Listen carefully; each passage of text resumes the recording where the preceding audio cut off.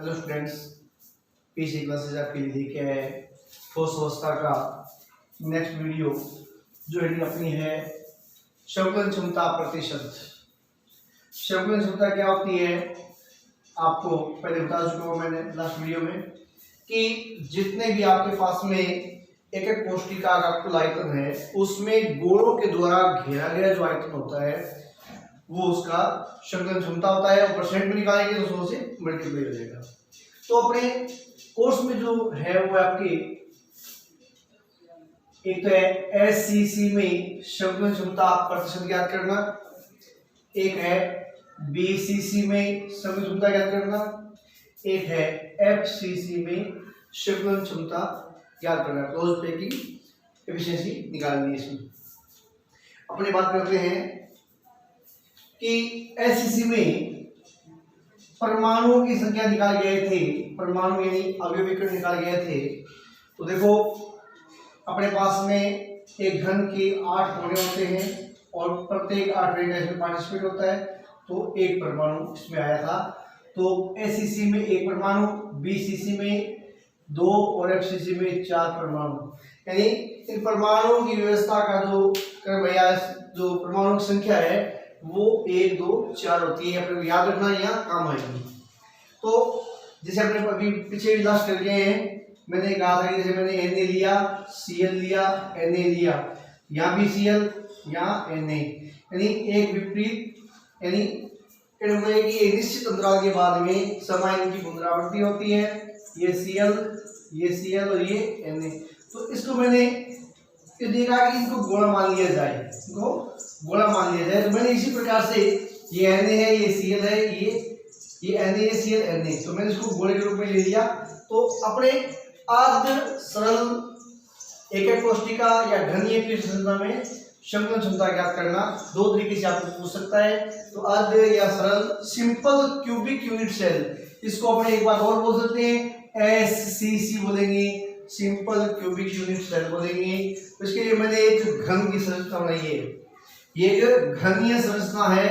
इस घनीय संरचना में मैंने कोणों के जो कण, हमेशा ध्यान रखना है कि जब भी अपने घन की बात करते हैं तो कोणों के कण एक दूसरे में जालक बिंदु जो होते हैं एक दूसरे को टच करते हैं। तो एक से दूसरे कोना संपर्क में रहेगा तो दो कोणों की त्रिज्याएं टच करेंगी। तो यहां से यहां तक की जो गोलों की त्रिज्या है उसको बोल दिया 2r। और एक एक कोष्टिका की लंबाई जो है वो है a पूरी सभी घन की सभी एक से होती है। तो ये a है इसका।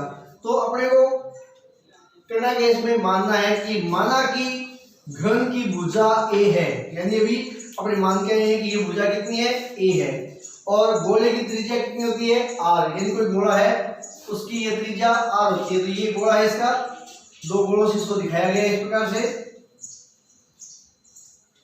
इस गोले की त्रिज्या ये वाली, इस गोले की त्रिज्या ये वाली, तो r क्या होगी 2r। तो गोले की त्रिज्या कितनी है r। एक एक कोष्टिका के भुजा के कोर की लंबाई, अब इस कोर की लंबाई कितनी है ये रही, कितनी है 2r। अतः घन का आयतन सबको पता है, घन का आयतन भुजा की क्यूब होता है।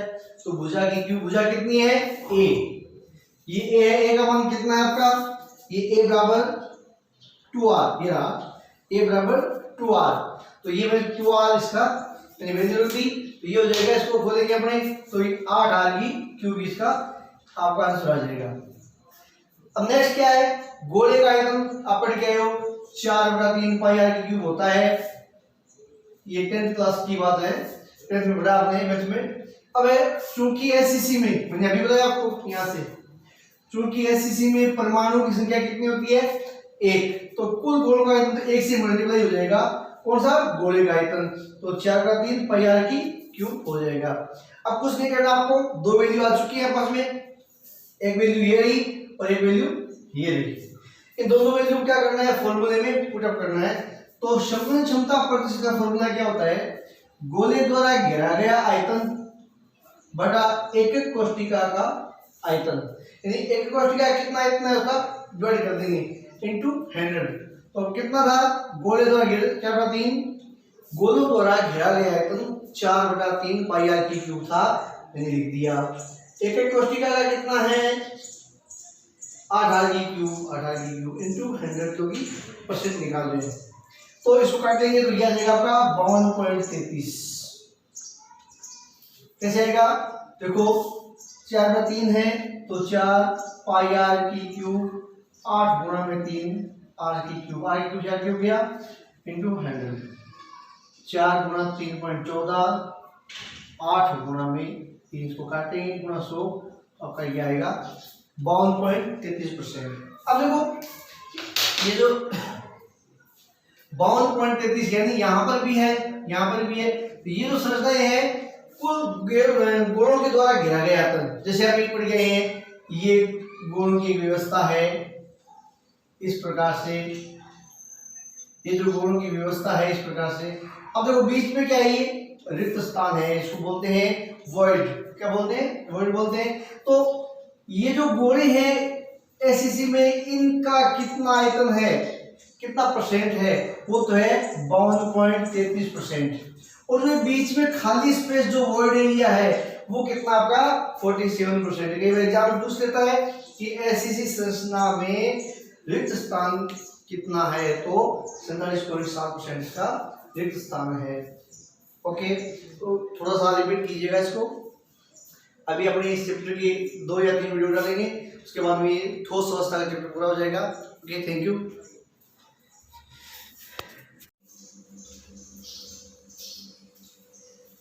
हेलो फ्रेंड्स, मैंने कह रहा हूँ आपके लिए इसी क्लासेस में केमिस्ट्री का नेक्स्ट टॉपिक सॉलिड स्टेट का ठोस अवस्था का फलक केंद्रीय घनीय एकक कोशिका में संघनन क्षमता निकालना यानी एफसीसी में आपको संघनन क्षमता पर ज्ञात करनी है।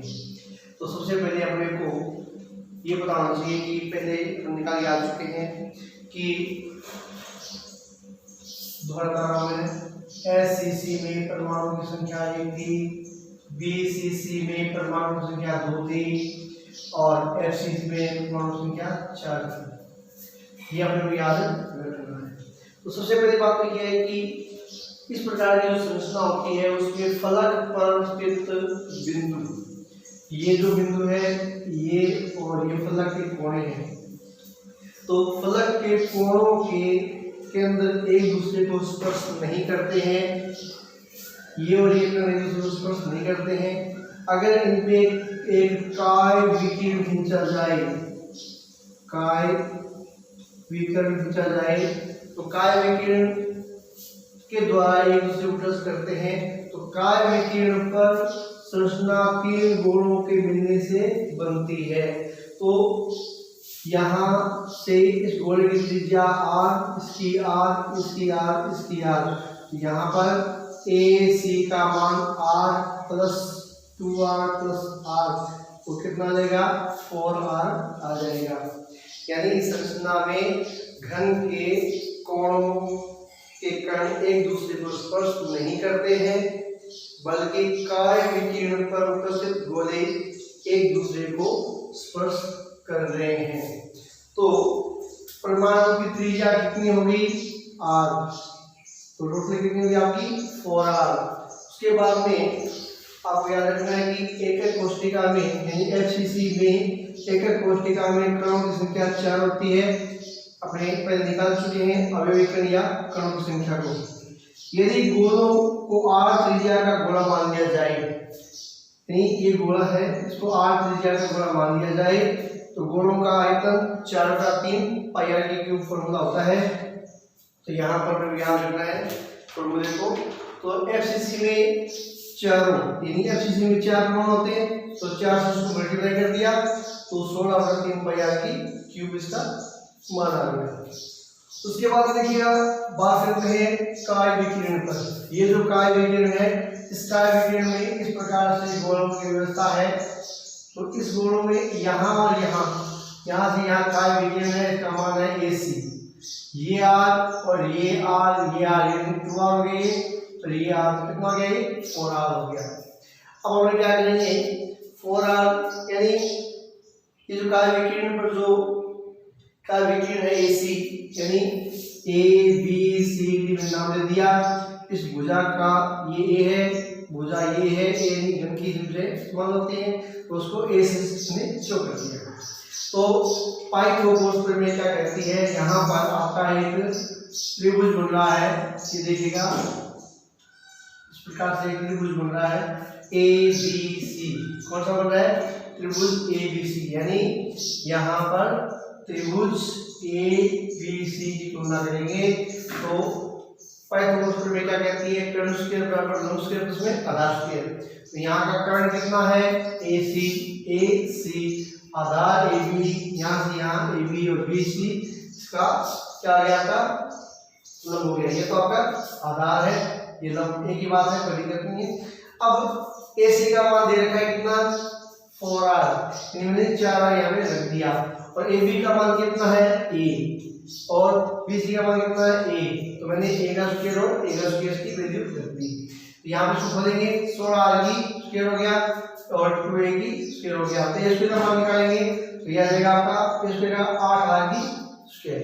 a का मान निकालेंगे तो 2 × r ही बार है रूट से, तो 2 × 2 r आ गया। अब एक एक कोष्ठिका में कोर की लंबाई कितनी है, a, ये देखो कोर की लंबाई ये रही a है, तो a का मान कितना दिया है आपको, a √ 2 r दे रखा है।